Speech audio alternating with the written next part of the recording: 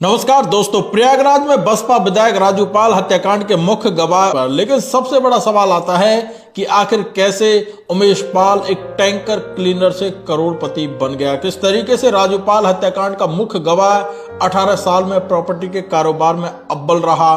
आज के इस वीडियो में मैं आप लोगों को बताऊंगा उमेश पाल के जीवन की पूरी कहानी के बारे में। क्षेत्र के जयंतीपुर के रहने वाले उमेश पाल 3 भाइयों में दूसरे नंबर पर थे। बड़े भाई पप्पू लाल और छोटे भाई रमेश पाल हैं। परिवार में उनकी बूढ़ी मां, पत्नी और 2 बेटे और 2 बेटियां हैं। चायल विधायक पूजा पाल के चचेरे भाई उमेश पाल को बसपा विधायक राजू पाल की हत्या से पहले तक शायद मोहल्ले वाले भी ठीक से नहीं पहचानते थे। तंगहाली और गरीबी में पले बड़े उमेश पाल बचपन में प्रीतम नगर में रहने वाले टैंकर चालक सरदार के साथ क्लीनर का काम करते थे। आपको बता दें कि उमेश पाल की आगे बढ़ने की पहले से ही तमन्ना थी। पैसे कमाने की उनके अंदर जो धुन सवार थी वो किसी के अंदर नहीं होती थी। उमेश पाल के जीवन में बदलाव विधायक और उनके चचेरे बहनोई राजू पाल हत्याकांड के बाद आया। हत्याकांड के मुख्य गवाह बने उमेश पाल का साल 2006 में धूमनगंज के झलवा इलाके से अपहरण कर लिया गया था। उमेश पाल के पूर्व सांसद बाहुबली अतीक अहमद और उसके भाई पूर्व विधायक मोहम्मद अशरफ और अन्य पर अपहरण कर चकिया स्थित अपनी कोठी पर ले जाकर पीटने, गवाही न देने का दबाव बनाने का आरोप लगाया था।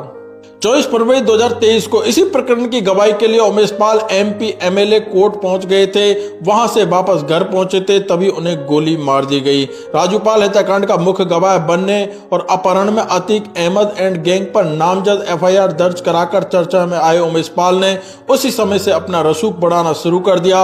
वह जमीन के कारोबार में उतरकर पहले पार्टनरशिप में प्लांटिंग शुरू की, फिर धीरे धीरे अकेले प्रॉपर्टी का कारोबार करने लगे। कुछ लोगों का कहना है कि प्रॉपर्टी का कारोबार इस समय उमेश पाल का धूमनगंज क्षेत्र में बड़े पैमाने पर चल रहा था। इसकी वजह से उनका कई लोगों से तनातनी चल रही थी। सत्ता पक्ष से जुड़े होने की वजह से सीधे उनसे कोई टकरा नहीं रहा था, लेकिन कहीं ना कहीं जमीन का विवाद भी सुलग रहा था। आपको बता दें कि उमेश पाल ने अपहरण के मामले को खूब बनाया। उसी के बूते उन्होंने जमीन के कारोबार का बड़ा साम्राज्य स्थापित कर लिया था, जो कहीं ना कहीं व्यवसाय दुश्मनी में तब्दील हो रहा था। पैसा आने के बाद उनकी राजनीतिक महत्वाकांक्षा भी बढ़ने लगी थी, जिसकी वजह से उनकी चचेरी बहन और चायल से सपा विधायक पूजा पाल के बीच रिश्तों में दूरी आ गई थी। नवाबगंज से जिला पंचायत सदस्य का चुनाव जीतने के बाद उन्होंने राजनीतिक जीवन की शुरुआत की। इलाहाबाद हाईकोर्ट में वकालत करने वाले उमेश पाल का बचपन भले ही मुफलिसी में बीता हो, लेकिन इस समय वह क्षेत्र के सबसे चर्चित शख्सियत थी। वह फापामऊ विधानसभा से खुद चुनाव लड़ना चाहते थे। चुनाव लड़ने के लिए उन्होंने सपा ज्वाइन की थी। साल 2022 में उन्होंने सपा को छोड़कर BJP ज्वाइन कर ली थी। तो दोस्तों, अब आप लोगों को पता चल ही गया होगा कि किस तरीके से एक टैंक क्लीनर बाद में करोड़पति बन गया था। आप लोगों का क्या कहना उमेश पाल हत्याकांड को लेकर कमेंट सेक्शन में कमेंट करके मैं बता दीजिए। आप लोग अपना ख्याल रखना। Take care.